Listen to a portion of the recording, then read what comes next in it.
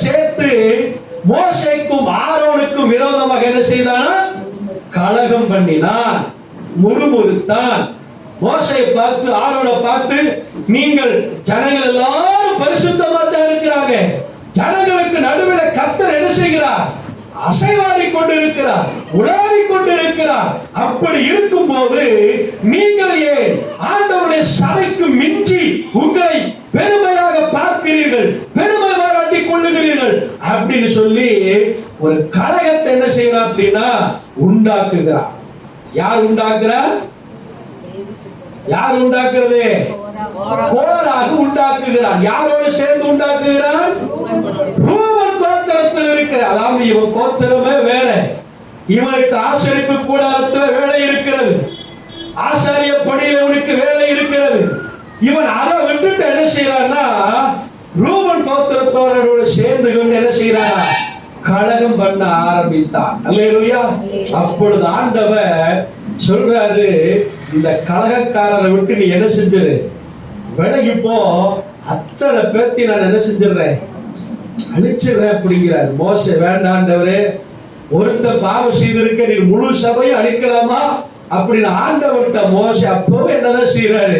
பரிந்து பேசுகிறார். அப்ப ஆண்டவர் ஒரு காரியத்தை சொல்லுகிறார், நீ 12 கோத்திரத்திற்கும் 12 கோள்களை வாங்கி அந்தந்த கோத்திரத்தில் இருக்கிறவருடைய பெயர்களை எழுது, நான் தெரிந்து கொள்ளுகிறவருடைய கோல் துளிர்க்கும். அந்த கோல் ஆரோனுடைய கோல், தேவன் தெரிந்து கொண்ட மனிதன் ஆரோன், தேவனால் தெரிந்து கொள்ளப்பட்டவருடைய கோல் என்ன செய்ததா? பூத்து துளிர்விட்டு வாதுமை பழங்களை கொடுத்தது. ஆண்டவர் சொல்றாரு, இனி இப்படிப்பட்ட அழிவு உண்டா இருக்காமல் இருப்பதற்கு, இனி இப்படிப்பட்ட மரணங்கள் நேரிடாமல் இருப்பதற்கு நீ அந்த துளிர்த்த கோலை எடுத்து ஆசரிப்பு கூடாரத்துல உடன்படிக்கை பெட்டிக்குள்ள என்ன செய்ய? அந்த கோலை தூக்கி வச்சிரு மோசே. அப்பொழுது இப்படிப்பட்ட முறுமுறுப்புகள் ஜனங்களுக்குள்ள வராதபடிக்கு, உனக்கு விரோதமா எழும்பாதபடிக்கு, எனக்கு விரோதமா ஜனங்கள் முறுமுறுக்காதபடிக்கு நான் என்ன செய்வேன்? இந்த முறுமுறுப்பை ஒழிய பண்ணுவேன் என்று சொன்னார். அல்லேலூயா, அல்லேலூயா. முதல்ல ஆண்டவர் எங்க உங்களை துளிர்க்க பண்ண போறாரு அப்படின்னு சொன்னா, உங்களுக்கு விரோதமா முறுமுறுக்கிற இடத்துலதான் உங்க வாழ்க்கை ஆண்டவர் துளிர்விட செய்ய போகிறார். அல்லேலூயா. சத்தமா சொல்லுங்க, அல்லேலூயா. உங்களை பார்த்து குடும்பத்துல முறுமுறுக்கலாம், அல்லது சொந்த பந்தங்களுக்குள்ள முறுமுறுக்கலாம், வேலை செய்யற இடத்துல முறுமுறுக்கலாம், உங்களை பார்க்கிறவங்க முறுமுறுக்கலாம், காரணம் இல்லாமல் முறுமுறுக்கலாம், காரணம் இல்லாமல் உங்களை பகைக்கலாம், காரணம் இல்லாமல் உங்களை பின்தொடரலாம். எப்பேற்பட்ட சூழ்நிலைக்குள்ளே நீங்கள் முறுமுறுக்கப்பட்டவர்களாக காணப்பட்டாலும் ஆண்டவர் சொல்லுகிற ஒரு காரியம் என்னன்னா, முறுமுறுக்கிறவனுக்கு மத்தியில உன் கோலை நான் துளிர்க்க பண்ணுவேன். அல்லேலூயா, அல்லேலூயா. ஒரே ஒரு வசனத்தை வாசி 2வது பகுதி போயிடலாமா? நீதிமொழிகள் புத்தகத்துல 24:21 வாசிங்க பார்க்கலாம். 24:21 நீதிமொழிகள். என் மகனே, நீ கர்த்தருக்கும் ராஜாவுக்கும் பயந்து நட, கலகக்காரரோட களவாவே. அல்லேலூயா. அருமையா அந்த மகனுக்கு அவங்க தாய் எழுதுற பாருங்க, என் மகனே நீ யாருக்கு பயந்து நடக்கணும்? கர்த்தருக்கும் ராஜாவுக்கும் பயந்து நடப்பா, கலகக்காரர்களோட என்ன செய்யாத? நீ சேராத. அல்லேலூயா. ஏன் தெரியுமா கலகக்காரர்களோட சேரக்கூடாது? கலகக்காரன் தான் யாருக்கு விரோதமா முறுமுறுப்பா? கர்த்தருக்கு விரோதமா முறுமுறுப்பார். தேசத்தின் அதிபதிக்கு விரோதமா என்ன செய்வாங்க? நீங்க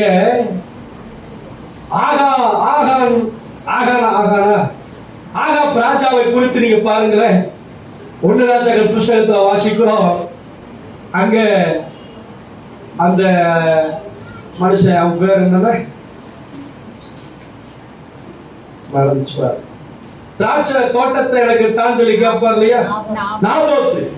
நாபோத்துடைய திராட்சை தோட்டத்தை ஆகாக்கு ராஜா அவர் எடுக்கல அப்படிங்கிறது, அவனுக்கு கொடுக்கிறதுக்காக இந்த ஏசபேல் செய்கிற காரியம் என்ன தெரியுமா? பேலியாளி மக்களை எழுப்பி விட்டு என்ன செய்தாரா? நாபோத்து ராஜாவுக்கு விரோதமாகவும் கர்த்தருக்கு விரோதமாகவும் என்ன செய்தான் சொல்லுங்க? தூஷண வார்த்தைகளை பேசினான் என்று சொல்லி அவனை ஜனங்களுக்கு முன்னாடி போரை நிறுத்தி அவனை கல்லெறிஞ்சு என்ன செஞ்சிருங்க, கொன்றுங்க. கலகக்காரனுடைய வார்த்தை எப்படித்தான் இருக்கும்? ராஜாவுக்கு விரோதமாகவும் கர்த்தருக்கு விரோதமாகவும் தான் காணப்படும். இன்னைக்கு நிறைய நேரங்கள்ல பாருங்களேன், இது நம்ம வீடுகள்ல நடக்கும், சபைகளுக்குள்ள நிறைய நடக்கும், குடும்பங்களுக்குள்ள நடக்கு.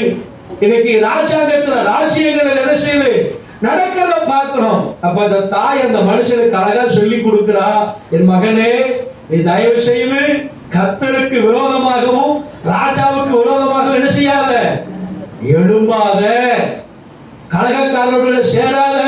கலகக்கார கூட சேர்ந்தேனா இந்த ரெண்டு பேருக்கு விரோதமாக இந்த கூட்டத்தார் என்ன செய்வாங்க, உன்னை எழுப்பி விடுவார்கள்.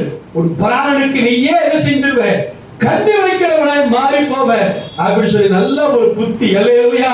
அப்ப அந்த கோராகின் கூட்டத்தார் என்ன ஆனாங்க அப்படின்னு வேதத்துல அழகா சொல்லப்பட்டிருக்குது. முதல் முறையா பூமி எதிர்ச்சி வந்த இடம் எங்க அப்படின்னா, கோராகு நின்னு கலகம் பண்ணின இடத்துலதான் பூமி அதிர்ச்சி வந்து வசனம் சொல்லுது, பூமி தன் வாயை பிளந்து கோராகையும் தாத்தானையும் அபிராமையும் அவனுக்கு உண்டான எல்லாவற்றையும் என்ன செய்ததான், உயிரோடு விழுங்கி போட்டார். அல்லேலூயா. அப்ப ஆண்டவர் சொல்றாரு, இன்னைக்கு உங்களை பார்த்து உங்களுக்கு விரோதமா கலகம் பண்றாங்க பார்த்தீங்களா, உங்களை பார்த்து முறுமுறுக்கிறாங்க பார்த்தீங்களா, உங்களை பார்த்து எரிச்சல் போடுறாங்க பார்த்தீங்களா, அவங்களுக்கு முன்னாடி கர்த்தர் உங்க வாழ்க்கையை தொழில் விட செய்ய போகிறார். அல்லேலூயா சொல்லலாமா? அல்லேலூயா. இரண்டாவது கர்த்தர் சொல்லுகிற இடம் எப்படி இருக்குது அப்படின்னா, எப்படிப்பட்ட சூழ்நிலையா இருக்குது அப்படின்னா, ஏசாயா தீர்க்கதரிசனத்துல 35ஆம் அதிகாரம் முதல் வசனத்தை வாசிக்க பார்ப்போம். ஏசாயா 35:1. வனாந்தரமும் வறண்ட நிலமும் மகிழ்ந்தது, நிலம் மகிழ்ந்து கடுவெளி கழித்து புஷ்பத்தை போல செழிக்கும். அல்லேலூயா. இரண்டாவது ஆண்டவர் சொல்லுகிற காரியம் என்ன தெரியுமா? வனாந்தரமும் வறண்ட நிலமும் மகிழ்ந்து கடுவெளி கழித்து புஷ்பத்தை போல செழிக்கும். அல்லேலூயா. வனாந்தரம்னா என்ன தெரியுமா? வனாந்தரம்னா என்ன? பாலைவனம், பாலை நிலம். அல்லேலூயா. இரண்டாவது சொல்லப்படுங்க வறண்ட நிலம் அப்படின்னா என்ன தெரியுமா? வறண்ட நிலம்னா பால்வெளி. அது ஒரு காலத்துல நல்லா தான் இருந்துச்சு, அதுல விளைச்சல் வந்துச்சு, விளைச்சல் அறுவடையெல்லாம் நடந்துச்சு. ஆனா தண்ணினாலையோ அல்லது ஏதோ உரத்தினாலையோ அல்லது ஏதோ ஒரு விஷம் அந்த கணக்கான ஏக்கர்ல விவசாயமே பண்ண முடியாத சூழ்நிலையில இருக்கு. நான் கிட்டத்தட்ட ஒரு 15 வருஷத்துக்கு முன்னாடி சென்னிமலை பக்கத்துல ஃப்ரெண்டு வீட்டுக்கு அன்னைக்கு ஒரு நாள் போயிருந்தேன், ஒரு பாஸ்ட் வீட்டுக்கு. அங்க சுத்தி பார்த்தீங்கன்னா தென்னை மரத்துக்கெல்லாம் தண்ணி பாய்ச்சிருந்தாங்க.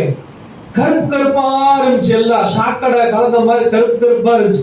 அப்ப நான் கேட்டேன், இது என்னப்பா இப்படி கருப்பா இப்படி தென்னை மரம் இப்படி பாய்ச்சிருக்காரா? அந்த தென்னை மரத்தை பார்த்தா எந்த மரமும் கூட நல்ல பச்சையா இருந்ததுக்கு உண்டான அறிகுறியே இல்லை, பழுத்து போயிருக்கிற மாதிரி என்ன செய்யுது அந்த தென்னை மரங்கள் அப்படி இருந்தது.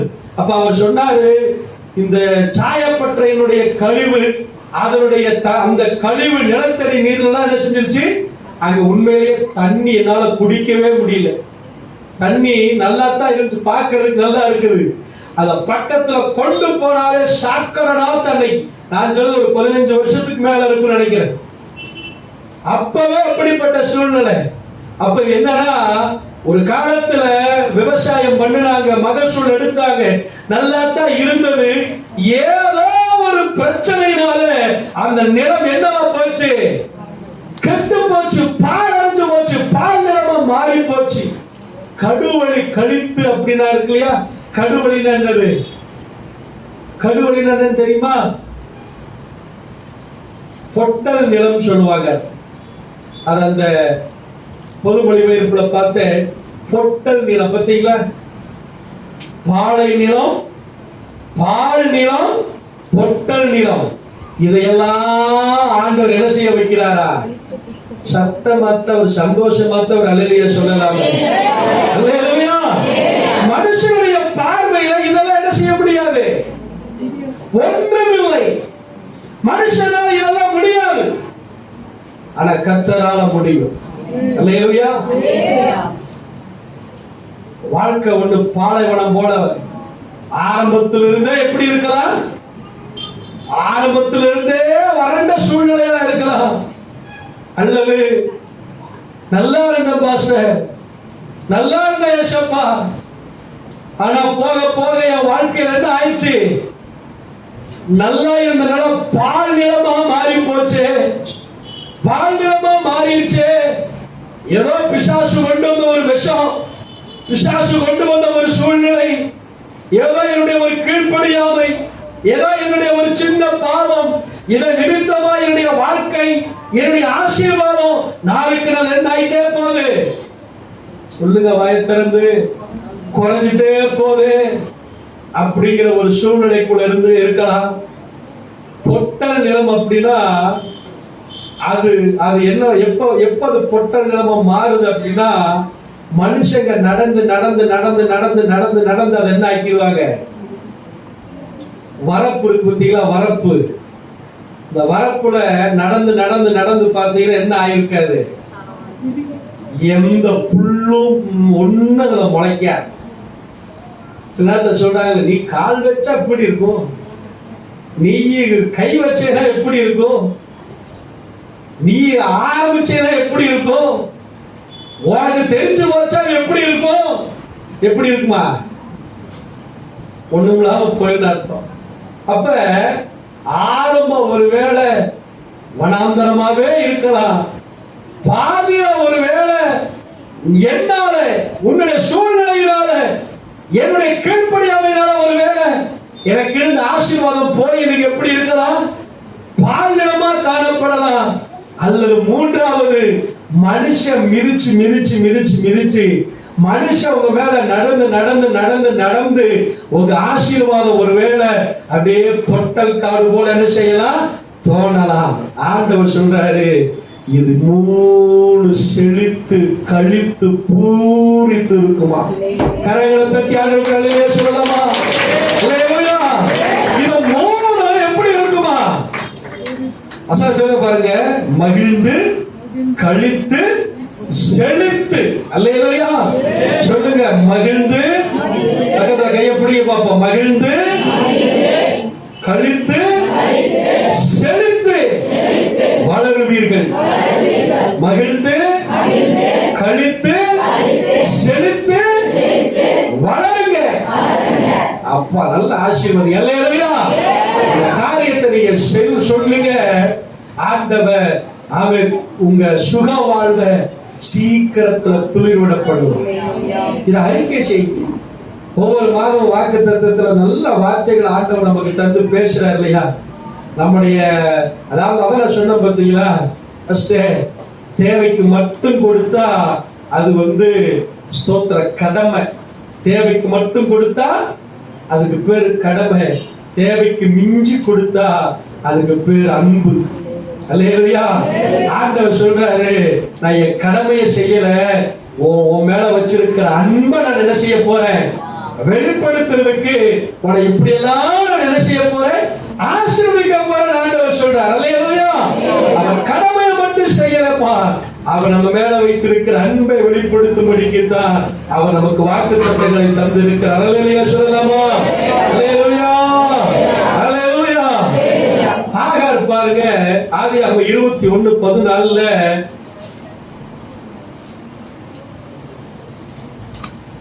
வாசிங்க பாப்பா. 21:14 ஆபிரகாம் அதிகாலையில் எழுந்து அப்பத்தையும் ஒரு துருத்தி தண்ணீரையும் கொடுத்து ஆகாருடைய தோளின் மேல் வைத்து பிள்ளையையும் ஒப்பு கொடுத்து அவளை அனுப்பிவிட்டார்.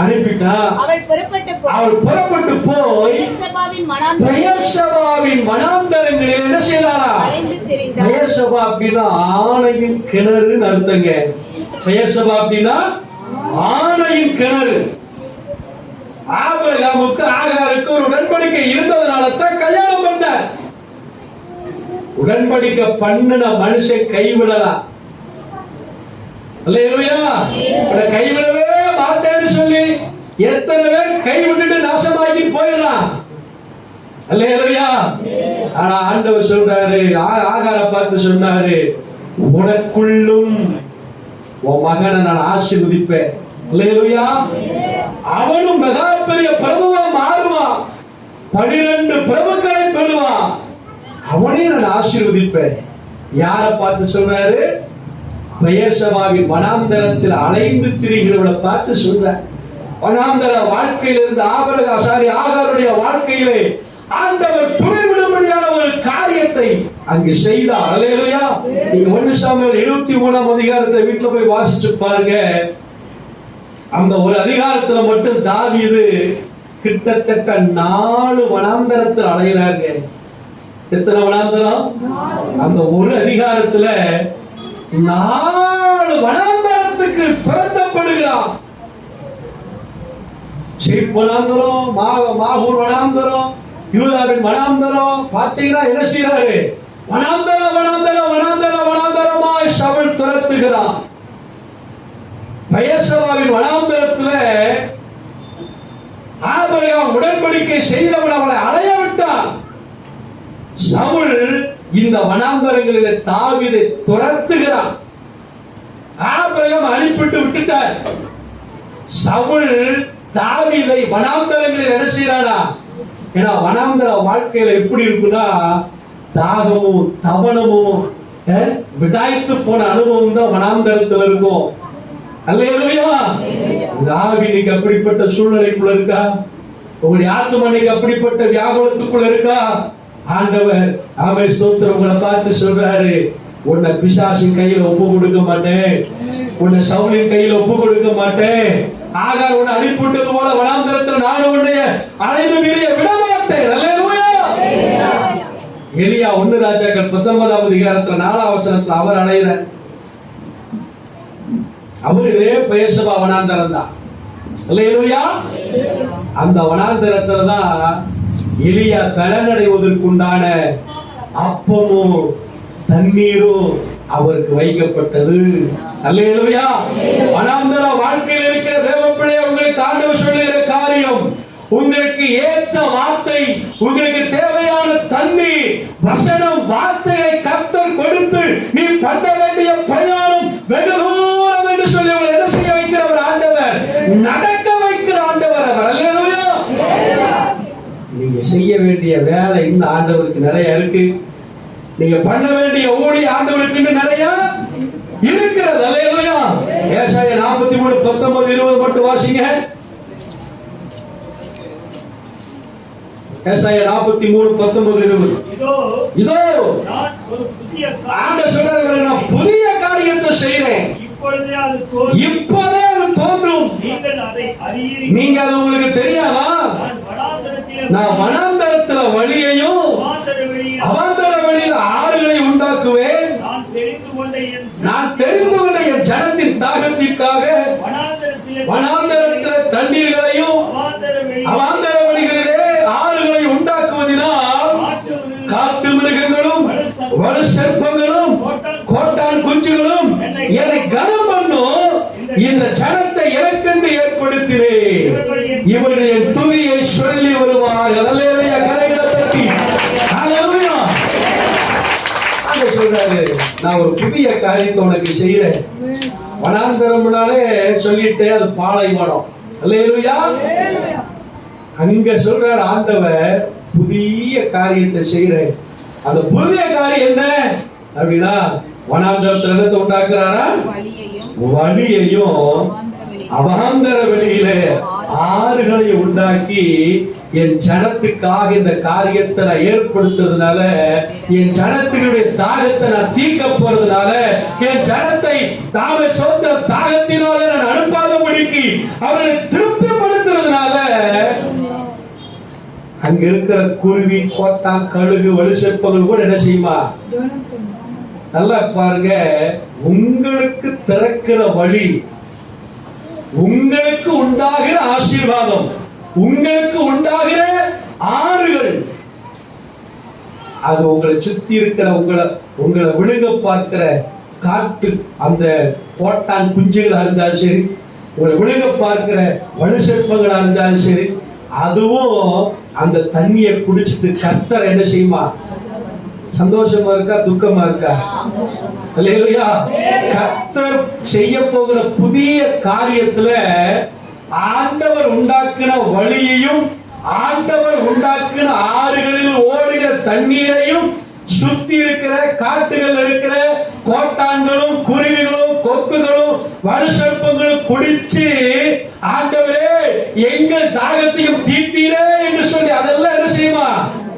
கர்த்தரை கனம் பண்ணுமா? கர்த்தரை கனம் பண்ணுச்சுன்னா அதெல்லாம் அப்புறம் ரட்சிக்கப்பட்டுச்சுன்னு அர்த்தம். உங்களை சுத்தி இருக்கிற காட்டு கழுதைகள், உங்களை சுற்றிலும் இருக்கிற கோட்டான்கள், உங்களை சுற்றிலும் இருக்கிற வலுசற்பங்கள் உங்களுக்கு உண்டாக்குகிற அந்த தண்ணீரை குடிச்சு ஆண்டவர் இவங்களுக்கல்லவா உண்டாக்கினார், இவர்களுக்கு ஒரு ஆறுகளை ஆண்டவர் உண்டாக்குவாரானால் ஆமே ஸ்தோத்திரம். இவரை பற்றி கொண்டார், இவரை ஏற்றுக்கொண்டார், இவரை நான் அண்டிக் கொண்டார், எனக்கும் இப்படிப்பட்ட நன்மைகளை தருவாரே என்று சொல்லி கர்த்தர் என்ன செய்ய ஆரம்பிப்பாங்களா? கனம் பண்ண ஆரம்பிப்பார்கள். அல்லேலூயா. அடுத்து கீழே சொல்றாரு, இந்த ஜனத்தை எனக்கென்று ஏற்படுத்திட்டேன், இவங்களுக்கு நான் செய்ய போகிற புதிய புதிய காரியத்தினால இவர்கள் என் துதியை சொல்லிக் கொண்டே இருப்பார்கள். அல்லேலூயா. யாருக்கு புதிய வழி திறக்கும் தெரியுமா? யாருக்கு திறக்கும்? யாருக்கு திறக்கும்? இந்த ஜனத்தை ஏற்படுத்தினே. யார் ஆண்டோட துதிய சொல்லிட்டே இருக்கிறோமோ அவங்களுக்கு தாங்க இந்த புதிய காரியம். இங்க உட்கார்ந்து மண்டை ஆட்டிட்டு இருந்தா மட்டும் என்ன வராது நமக்கு? அல்லேலூயா. பாக்குற இங்க உள்ள இருக்கிற எல்லாம் அப்படியே அக்கினியா இருக்கிறீங்க, வெளியில இருக்கிறவங்களை பார்த்தா அனலா தான் இருக்கிறீங்க. அல்லேலூயா. இங்க அக்கினி, அங்க வெளியே எப்படி அனல். அக்கினிக்கு அனலுக்கு வித்தியாசம் இருக்குதா இல்லையா? அல்லேலூயா. வெளியில இருக்கிறவங்க என்னவா மாறணும்? இப்ப அக்கினியாய் மாற வேண்டும். அல்லேலூயா. ஆமா, அக்கினி எரியும். அனல் எரியிற அக்கினில இருந்து அப்படியே கொஞ்சம் என்ன செய்யும்? அப்படியே அந்த அனல் மட்டும் அப்படியே கொஞ்சம் அப்படியே பறக்கும். எல்லாரையும் கர்த்தர் அக்கினி ஜுவாலையாய் மாற்ற விரும்புகிறார். அல்லேலூயா. அடுத்த வாரம் வரும்போதெல்லாம் வெளியில ஏனத்தாலும் என்ன செய்யக்கூடாது? உட்காரக்கூடாது. கர்த்தரை கனம் பண்ணுகிற நேரம் அவரை கனம் பண்ணுவோம், அவரை துதிக்கிற நேரம் துதிப்போம், அவருடைய வார்த்தையை கேட்கிற நேரம் என்ன செய்யணும்? உற்சாகமா சந்தோஷமா அவைகளை கேட்கிறோம். அல்லேலூயா. ஆமென் ஸ்தோத்திரம். அப்போஸ்தலர் 7:26 37 இருந்து 39 வரைக்கும் பார்த்தீங்கன்னா, கம்தாகே என்பவனுக்கு மந்திரியாய் இருந்தவன் வனாந்தர வழியாய் போனான். அல்லேலூயா. பிலிப்பு ஆண்டவர் சொல்றாரு, நீ போய் இந்த ரதத்துடனே சேர்ந்து கொள், வனாந்தரத்துல ரட்சிப்பு நிச்சயம் உண்டு. அல்லேலூயா. அவன் எருசலேமுக்கு தொழுது கொள்ள போனான். பிலிப்பு சொல்றாரு, நீ வாசிக்கிறது என்னவென்று தெரியுமா? சொல்றா, எனக்கு தெரிவிக்காவிட்டால் எப்படி எனக்கு தெரியும்? சொல்றாரு, நீ வாசிக்கிற இந்த காரியம் மேசியாவை குறித்தது. அவரே ஆமென் ஸ்தோத்திரம் பாவங்களை மன்னிக்கிறவர். ஆமென் ஸ்தோத்திரம். நீ அவரை விசுவாசித்தால் ரட்சிக்கப்படுவாய். அந்த சத்தியத்தை ஒரு 2 நிமிஷம் சொன்னார் பாருங்க. உடனே மந்திரியுடைய இருதயம் ஆண்டவர் மாற்றினார். அவ கேட்கிறாரு, தண்ணீர் இருக்கிற இடத்துக்கு வந்தவன கேட்கிறாரு, தண்ணீர் இருக்குது, அப்ப என்ன தடை? சொல்ற பிலிப்பு சொல்றாரு, நீ விசுவாசிச்சா ஒரு தடையும் இல்லை. அல்லேலூயா. வனாந்தரம் வனாந்தரம் வனாந்தரம் பயப்படாதீங்க. வனாந்தரத்தில கர்த்தர் போஷிக்கவும் செய்வார். வனாந்தரத்தில கர்த்தர் புதிய காரியங்களையும் செய்வார். வனாந்தரத்தில கர்த்தர் ரட்சிக்கவும் வல்லவராய் இருக்கிறார். அல்லேலூயா. கைகளை தட்டி ஆண்டவருக்கு நல்லவரே சொல்லலாம். மூன்றாவதாக ஒரு காரியத்தை வாசிச்சு நம்ம நிறைவு செய்ய போறோம். மார்க்கு புஸ்தகத்தில் 5ஆம் அதிகாரம் 26ஆம் வசனம், லூக்கா புஸ்தகத்தில் 8ஆம் அதிகாரம் 43 இருந்து 48 வரைக்கும். சத்தமா? அநேக வைத்தியர்களால் உள்ள இருக்கிறவங்க யாராச்சும் வாசிக்கிறீங்களா? அநேக வைத்தியர்களால் மிகவும் வருத்தப்பட்டு தனக்கு உண்டானவைகள் எல்லாவற்றையும் செலவழித்து சற்றாகிலும் குணமாகாதபடினாலே அதிகமாய் வருத்தப்படுகிற பொழுது இயேசுவை குறித்து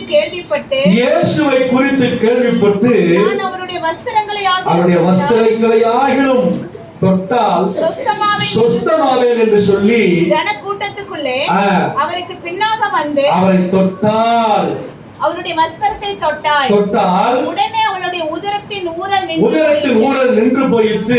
அந்த வேதனை நீங்கி ஆரோக்கியம் அடைந்தாள். அல்லேலூயா. சரீரத்துல உணர்ந்தாள். இப்ப லூக்கா 8:43 வாசி பார்ப்போம். 12 வருஷமாய் பெரும்பாடுள்ள ஒரு ஸ்திரீ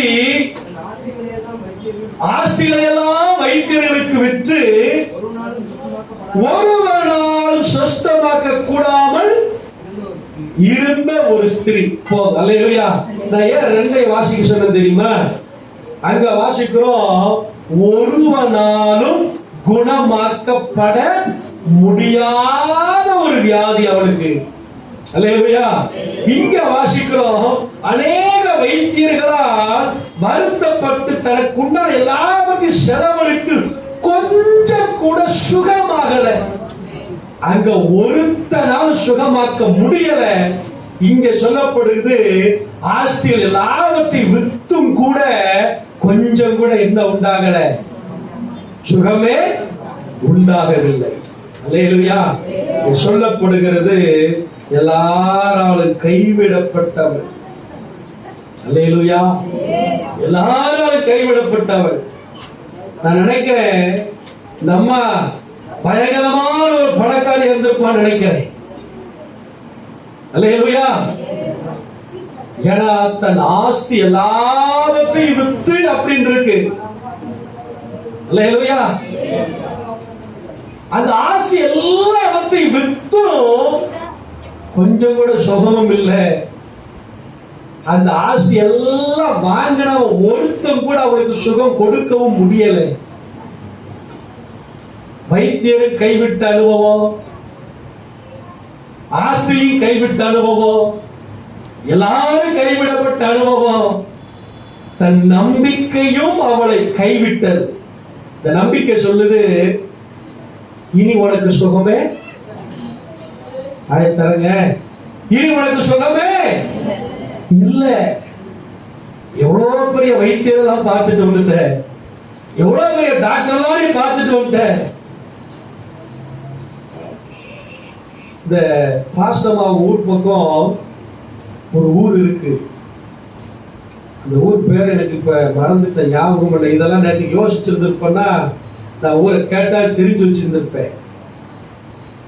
அந்த ஊர்ல ஒரு வைத்தியர் இருந்தார். ஆஸ்பத்திரி அந்த வைத்தியர் கைவிட்டார் அப்படின்னா அதுக்கு பிறகு எந்த மனுஷனாலும் என்ன செய்ய முடியாது, காப்பாற்ற முடியாது. அப்படிப்பட்ட ஒரு ஊர். உனக்கு தெரியுமா சிவா? இந்த கிருபாசனம் ஐயர் முதல்ல இந்த கிருபாசனத்தை ஸ்தாபிச்ச ஐயர் பாஸ்டர் ஐயா, ஐயா சாது சொல்லுவாங்க. அப்பேற்பட்ட வைத்தியர் அவரு. ஆனா ஆண்டவர் அங்க சாது, இந்த ஐயா பேர் எனக்கு மறந்துட்டேன், சாது இல்ல அந்த ஐயாவை ஆண்டவர் அங்க ஊழியத்துக்கு அனுப்புறார். ஆரம்பத்துல கஷ்டம், அடிக்கிறாங்க, உதைக்கிறாங்க, எல்லாம் பண்றாங்க. அப்ப ஆண்டவர் கேட்கிறார், ஆண்டவரே இந்த இடத்துல நான் ஊழியம் செய்யணும் அப்படின்னா இந்த ஜனங்களுக்கு மத்தியில நீங்க என்ன செய்யணும், வல்லமையா பயன்படுத்தணும். நீங்க என்ன செய்யணும், அசாத்தியமான காரியங்களை என்னை கொண்டு நீங்க என்ன செய்யணும், செஞ்சாதான் இந்த இடத்துல என்னால என்ன செய்ய முடியும், ஊழியம் செய்ய முடியும் அப்படின்னு சொல்லி ஆண்டவர் சமூகத்துல வைராக்கியமா உட்கார்ந்த ஒரு தேவனுடைய மனுஷன். ஒரு கல்யாணம் இல்ல அவருக்கு. அவர் ஸ்தோத்திரம், அவர் பேரை மறந்துட்டேன், நல்ல பேரு அவர் பேரு. அப்ப டாக்டர் கைவிட்டா அப்படின்னா வைத்தியம் கிட்ட கொண்டு போ அப்படின்னு இருந்த இடத்துல இந்த ஊழியக்கார ஐயா அந்த பேரை எப்படி மாத்தினார் தெரியுமா? அந்த ஊர்ல இருக்கிற அந்த வைத்திய கைவிட்டானா, இந்த சர்ச்சில் இருக்கிற இந்த பாஸ்டர்கிட்ட கொண்டு போ. அந்த வைத்திய கைவிட்டானா, இந்த பாஸ்டர்கிட்ட கொண்டு போ. மரித்தவர்கள நிறைய பேர் அந்த இடத்துல உயிரோடு எழுப்பின மனுஷன். அல்லேலூயா. எங்கேயும் உள்ள கன்னியாகுமரி மாவட்டத்தில் நடந்த காரியம். கன்னியாகுமரி மாவட்டத்தில் உண்மையிலே அது ஒரு ஆசீர்வதிக்கப்பட்ட ஒரு மாவட்டம். ஏராளமான வைராக்கியமான ஊழியர்களை கொண்ட மாவட்டம். அதனாலதான் அங்க இருக்கிற ஆட்களுக்கு சத்தியத்துல கொஞ்சம் வைராக்கியமா தான் இருப்பாங்க. அல்லேலூயா. அப்படிப்பட்ட காரியத்தை ஆண்டவர் அந்த ஐயா மூலம் என்ன செய்தாரா? செய்தார். அல்லேலூயா. ஆண்டவர் மூணாவது சொல்றாரு, உன் வாழ்க்கை எல்லாரும் கைவிடப்பட்ட நிலைமையில போகலாம், ஆனா உன் வாழ்க்கையை துணிவிட செய்வதற்கு ஆண்டவர் போதுமானவர். அல்லேலூயா. இந்த வார்த்தையில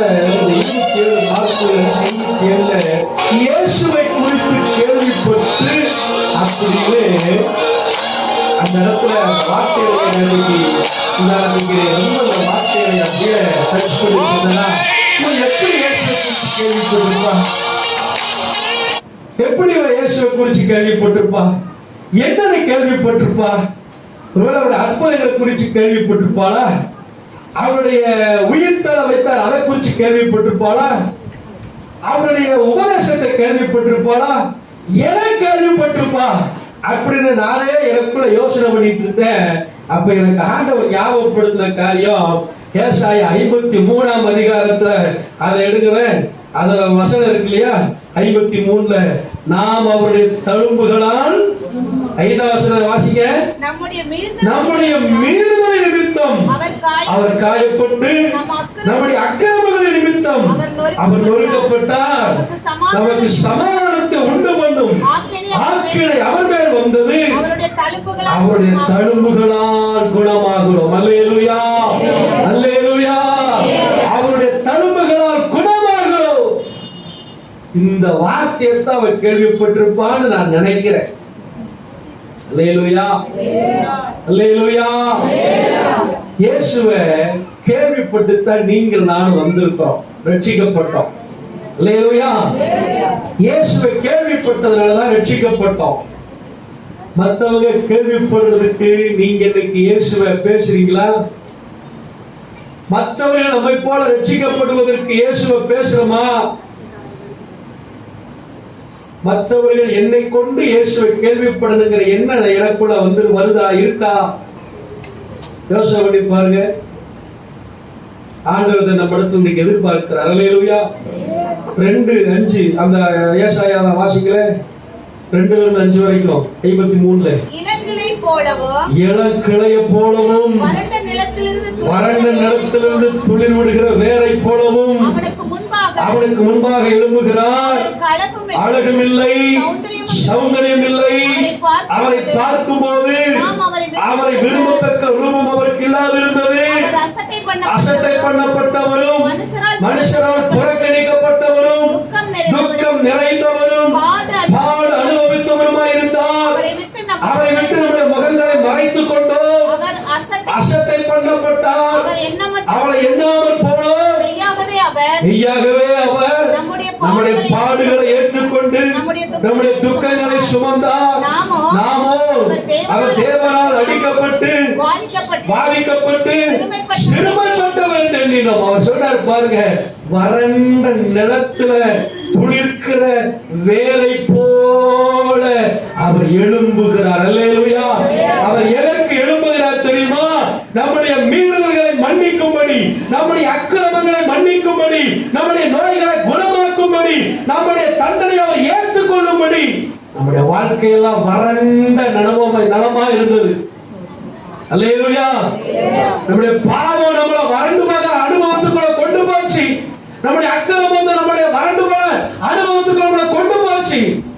ஆனால் ஆண்டவர் இந்த வறண்ட நிலத்திலிருந்து துளிர்க்கிற வேற போல எழுப்பி வந்தார். அல்லேலூயா. கரங்களை தட்டி ஆண்டவர் கல்லையை சொல்லலாமா? எழுப்பி வந்து நம்முடைய நோய்களை, அக்கிரமங்களை, பாவங்களை எல்லாவற்றையும் நீக்கி நம்மளை என்ன செய்தாரா? குணமாக்கினார். அல்லேலூயா. கல்வியை குடுக்க வந்தது. இன்னொரு வசனத்தை வாசிக்கிறீங்களா? 54ஆம் அதிகாரத்துல 4-6 வரைக்கும் வாசிக்கிறேன். பயப்படாதே, நீ வெட்கப்படுவதில்லை. நானாதே, நீ லட்சை அடைவதில்லை. வெட்கத்தை மறந்து விரவியிருப்பின் நிந்தையை நினைக்காதிருப்பாய். உன் சிருஷ்டிகரே, உன் நாயகர், அவருடைய நாமம், அவர் சர்வ பூமியின் தேவன் எனப்படுவார். சொல்றார் பாருங்க, இப்ப கைவிடப்பட்டு மனம் நொந்தவளான ஸ்திரியை போலவும் இளம் பிராயத்தில் விவாகம் செய்து தள்ளப்பட்ட மனைவி போலவும் இருக்கிற உன்னை கர்த்தர் அழைத்தார். அல்லேலூயா சொல்லுங்களேன். கைவிடப்பட்ட அனுபவம் எப்படி இருக்கும் அப்படின்னு இந்த 54 6 நமக்கு சொல்லுது. கைவிடப்பட்ட அனுபவம் எப்படி? ஒரு விதவை எப்படி இருப்பா? கல்யாணம் ஆகி ஒரு 2 வருஷத்துல டைவர்ஸ் ஆன ஒரு பொண்ணு எப்படி இருப்பா? அப்படி இருந்த நம்மை ஆண்டவர் என்ன செய்தாரா? அழைத்தார். ஆண்டவருக்கு அல்லேலூயா சொல்லாமா? அல்லேலூயா. நீங்க அப்படியே மத்தேயு 10ஆம் அதிகாரம் 46ல 52 வரைக்கும் நீங்க குறிச்சுக்க. அதுல சொல்றாரு, பரிதுமையை குருட தாவீது குமாரனே எனக்கு இறங்கும் என்று கத்துறா. அப்ப கூட இருக்கிறவங்க எல்லாம் சொல்றாங்க, பயப்படாத. அந்த கடைசி மட்டும் வாசிக்கிறீங்களா? பயப்படாதே, திடன்கொள். மார்க் 10ல 46 46 வாசிக்கலாம் பார்ப்போம்.